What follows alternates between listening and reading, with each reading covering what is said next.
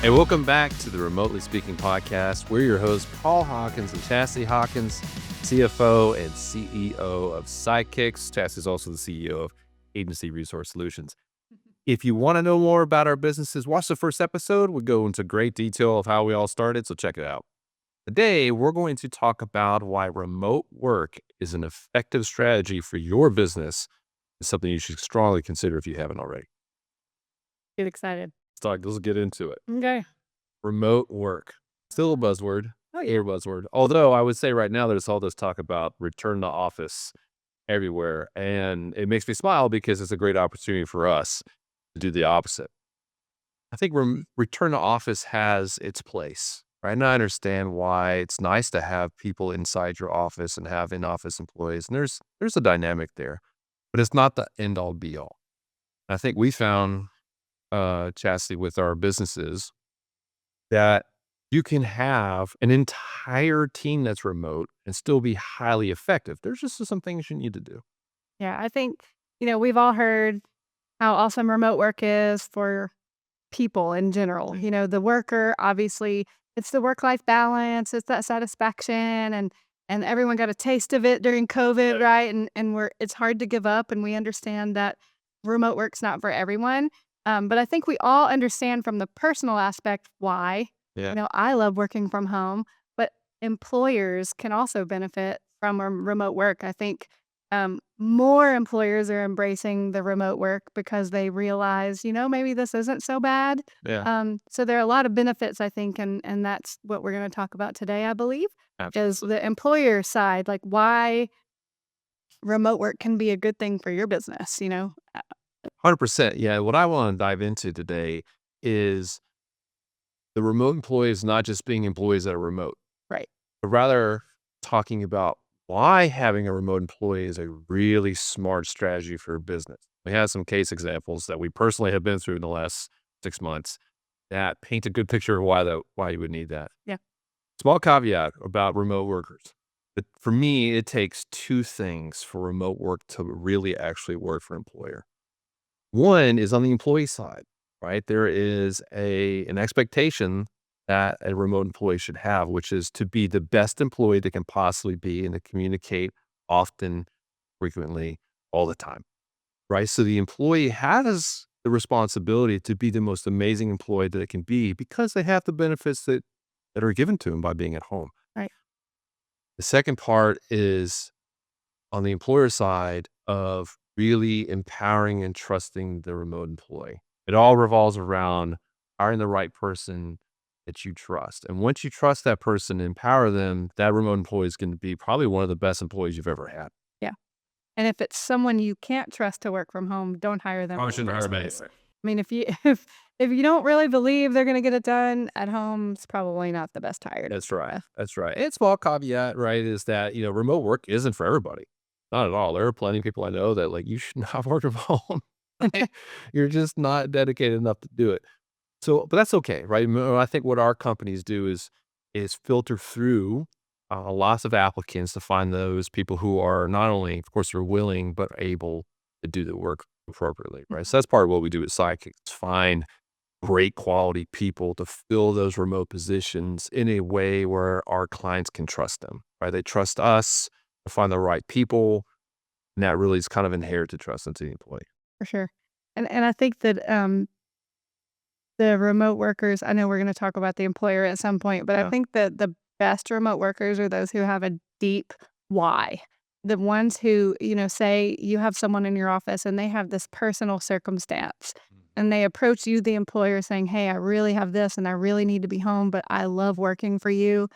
I think that if that employer sees that need and allows that worker to take that need and really be there Mhm. and to be able to work and to take care of that, whatever it is, that employee is going to feel so loyal and so fulfilled and dedicated to doing a great job because they feel seen, right? And appreciated and are allowed to go take care of whatever it is and still make a living. So I think there's a lot of aspects that make for a really great remote work situation, Yeah, and I agree. we seek out those people with the deep-seated why, some skin in the game. They need to be home for whatever reason, not just because they wanna work in their pajamas, right? That's not a good reason No, to work from home. It's a perk. it's That's nice. not the reason, right? Yes, every once in a while you get dressed up. We got dressed. It happens twice a year. So absolutely. So I wanted to set the scene for the listeners of, hey, look, there's two sides of the coin, right? There's equal amount of skin in the game with the employee as there is with the employer. But when you get it right, it is a just dynamic force multiplier. That's what I could say for your business. And we found that personally with ours. Every single one of our employees are remote, all of them, in many different states, all over the place. But we're still able to run, grow, communicate, all the things.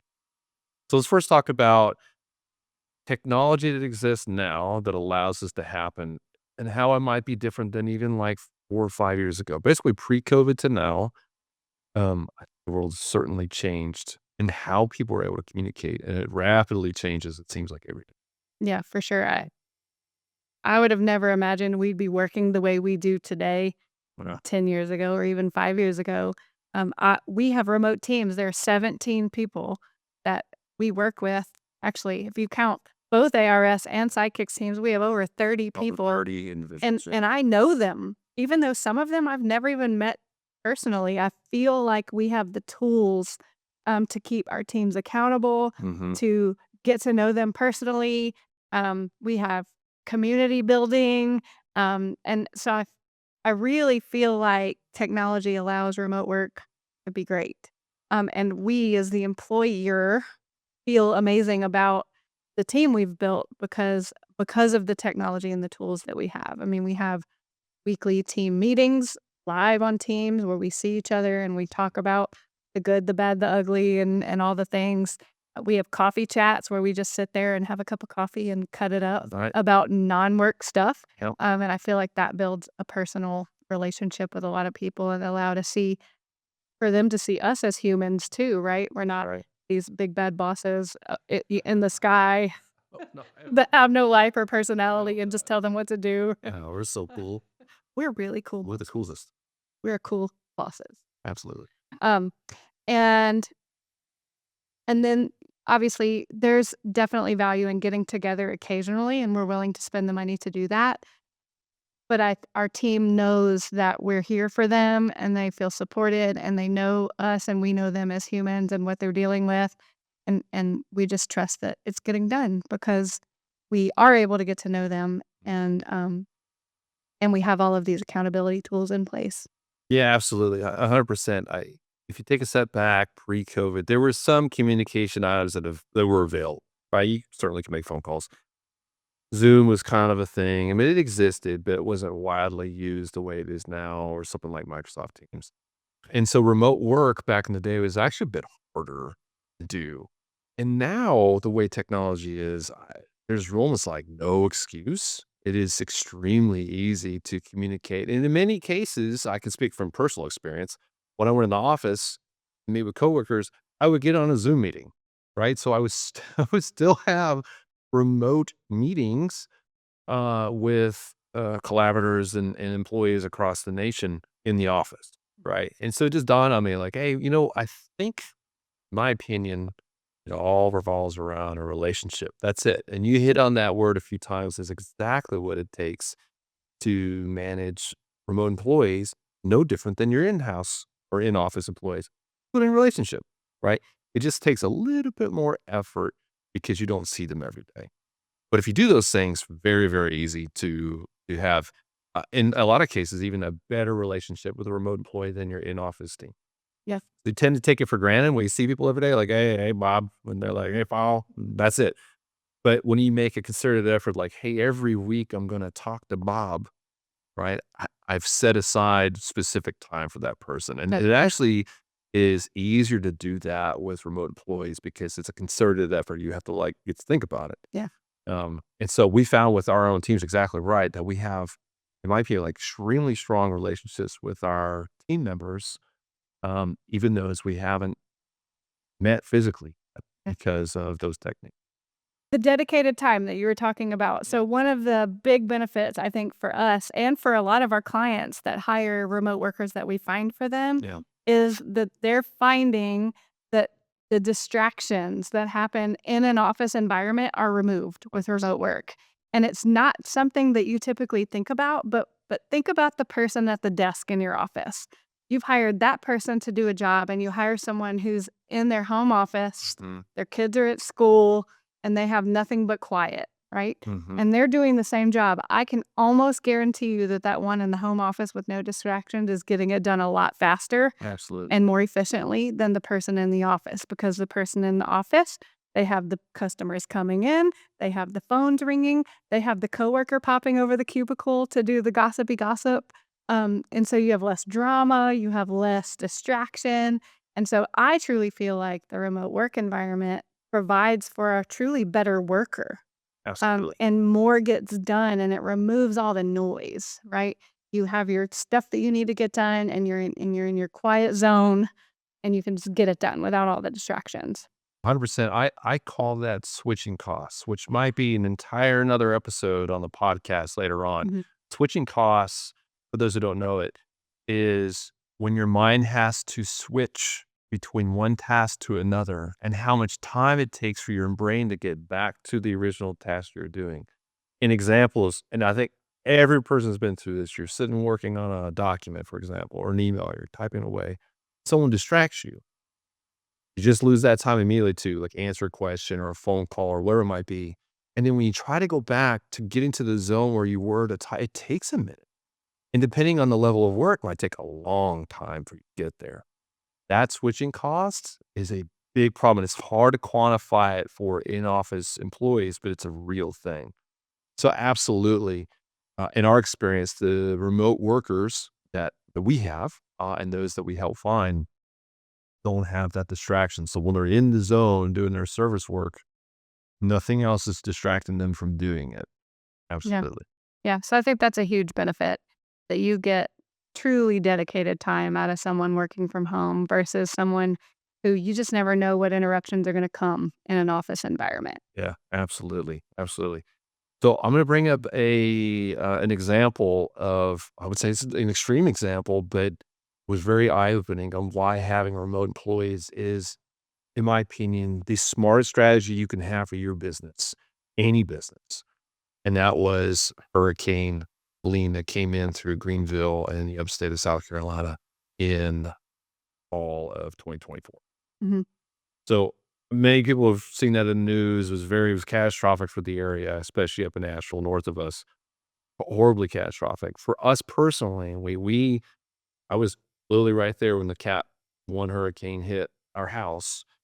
And, South Carolina is not built for hurricanes. That's not this part, right? Our trees are not meant to handle that kind of wind, and we had catastrophic damage across the upstate, trees down everywhere, and the consequence for us, was that we were without power for, what was it, 10, 11 10 days? or 11 days. Yeah. We didn't get internet back in our house For over 30 days. for over 30 days, which, oh, by the way, we run a remote company, right? So that's a problem. That's bad news. Oops, right? And we got very creative with like remote chargers and finding whatever office could have Wi-Fi. We were like working out of Waffle House, right? Like you name it, trying to get work done. The reason I bring this up is that if our entire team were in Greenville, it would have been absolutely catastrophic for our company because we wouldn't have been able to do any work. We wouldn't have been able to help clients, sidekicks, remote workers, whatever. It would have been dead in the water for a month. Mm. What really happened? Our team is geographically, um, separated throughout the nation. We have a number of people that live in the South. We also have people that live in the Midwest, sort of West, East Coast, North Coast. That's the thing. All over, right? And the reality was when Chasity and I, when the two of us were barred down because of the hurricane, including a few of the members, the other team members picked up the slack. And our company continued to run as if nothing happened. Folks, I'm telling you, like, absolutely open my eyes. I will stand by this all day long. if there's any reason to have a remote employee, it is purely for disaster planning for your business. Absolutely. And so having someone that's a bit out of state, what a great thing to do. And I'll stand by it forever. Our team was able to handle the business while we were trying to literally pick up leaves and sticks and stones out of our yard and neighborhood. Yeah, it's like an insurance policy for your business almost. Yeah, that's a good way to put Yeah, it. Yeah, you know, exactly. that's who we help. But I agree. I don't know what we would have done. I mean, we would have had a full stop on all operations Yeah, with no power, no internet in a remote company. I mean, there's just no way that we could have done it had we not built a team that was spread out in that way. yeah. And while it wasn't what we set out to do, it was a beautiful lesson. And 100%. what from now on, we will never concentrate ourselves ever No, after that experience in one location. And in addition to the disaster plan, I think not being limited by you're not limited by location to find the very best talent out there. I mean, absolutely. Right. if you're searching just in your region for the unicorn of all remote workers or all employees, period, if you're searching just in your area, you might miss out on some candidate that's 2 time zones away Mhm. that has exactly what you need, and that's what we've done. I mean, we have a an assistant that lives in Virginia, and we're in South Carolina, and our social media guru, marketing director lives in Florida, and we have, financial whiz out in South Dakota. I mean, we're all over the place, Everywhere. but they were the person for the job, That's right. and we didn't have to worry about, "Oh, they can't come to our office," or, "Oh, we're not gonna see them all the time." We were able to hire the best of the best, Yeah. and location didn't matter, and I think that that's a huge perk when you're thinking about building your dream team. Don't let the boundaries of your state or your location or your zip code hold you back. I mean, it doesn't make any sense anymore, in my opinion. 100%. And there may be an argument here of like, well, I don't want to handle employees that are out of state and all the payroll and all that good stuff. That will absolutely be another episode of the podcast about why outsourcing is a great idea. Yes. And we've done that, for example, with our accounting team, who is the absolute easy button for us. Yes. We don't have to worry about it. And so we'll give you guys tips throughout this podcast journey on ways to handle that so that something like out of state is not a barrier for you for finding the right person. I encourage you, find the right person, and then there are solutions to that to make it easy for you. Absolutely. That's what we've done. And it's made it really simple for us to find our unicorns for our Yep. company all over the nation because we have some outsourced help to handle, complicated stuff like payroll and taxes. Yeah, for sure.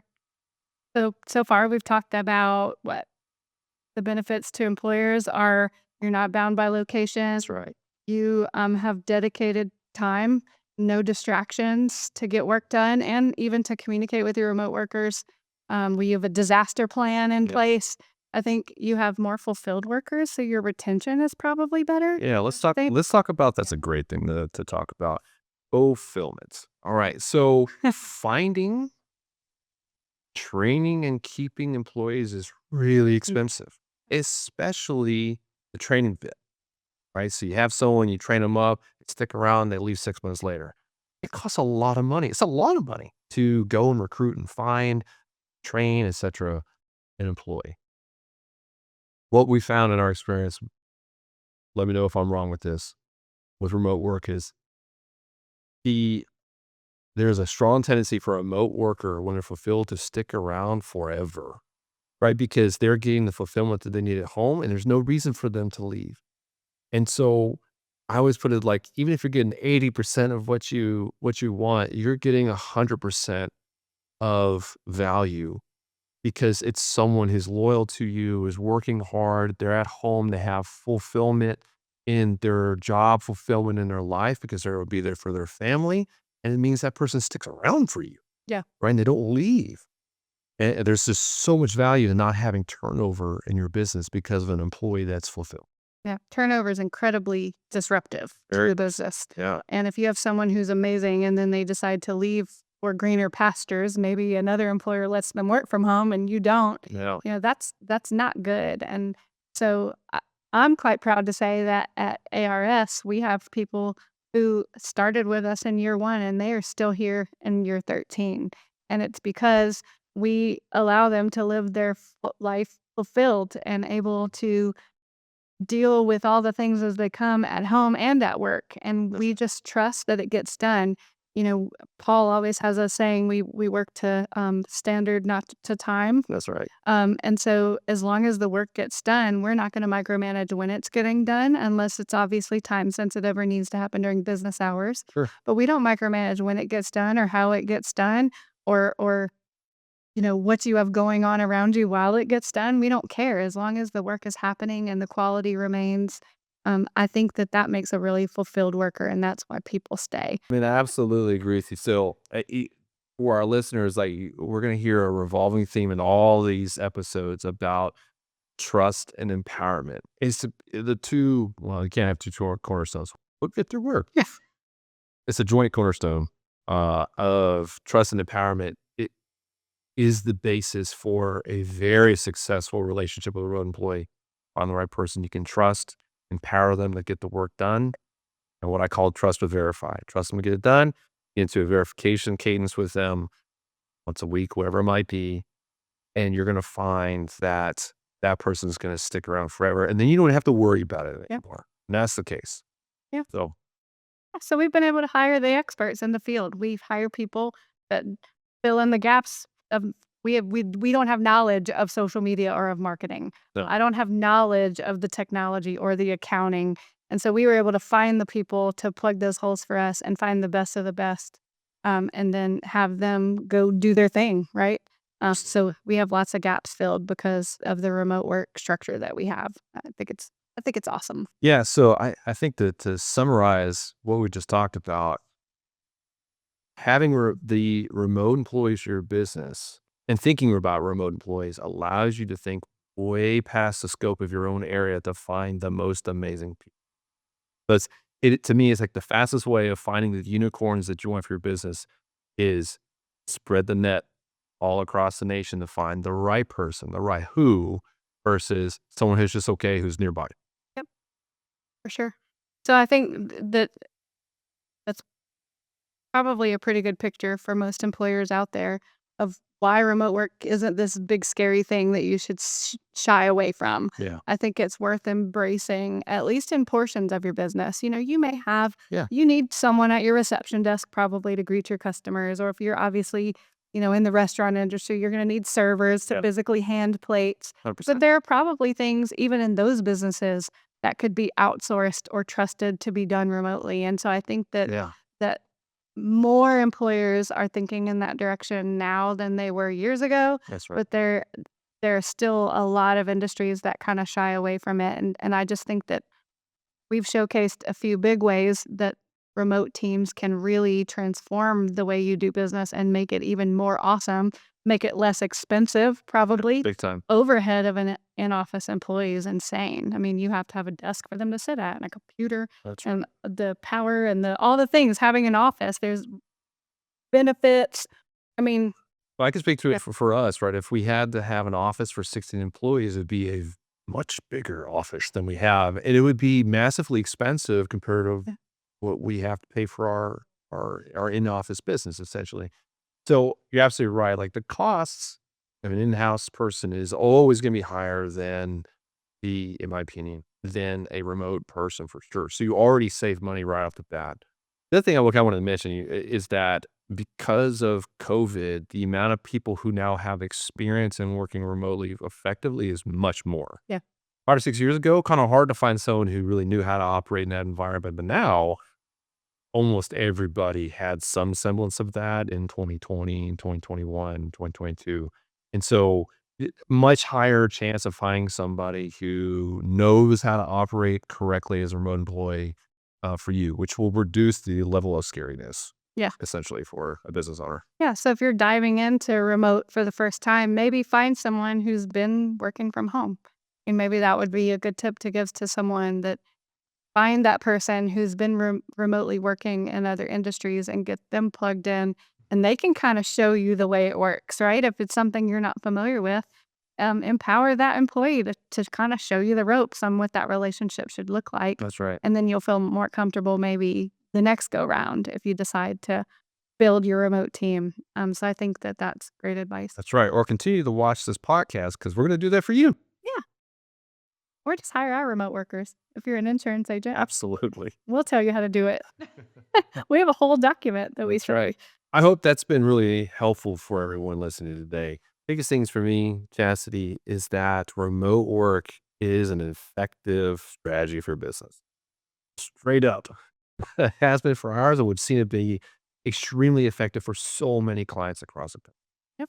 It's not a very scary thing once you really dive into it. The good news is resources and people like us who can guide you through that into creating a really, really strong remote team along with your in-office team. And the two together are phenomenal for growing your business for sure. Yeah. So remote work's not scary. It works for us. It can work for you too. Um, so if you are looking to hire remote workers and you're an insurance agent, you can head to our website for more information. You can follow us on social media, all the pages. We have lots of information we share there fairly often. And of course, these podcasts. Absolutely. And so just a sneak peek, we're going to talk about shortly about how to delegate like a boss for your business, especially remote work coming up soon. Hey, be sure to like and subscribe to this channel. We love your support. It means the world to us. So go ahead and click the little like button and get the notifications when new videos are made. We'll talk to you soon. See you next time.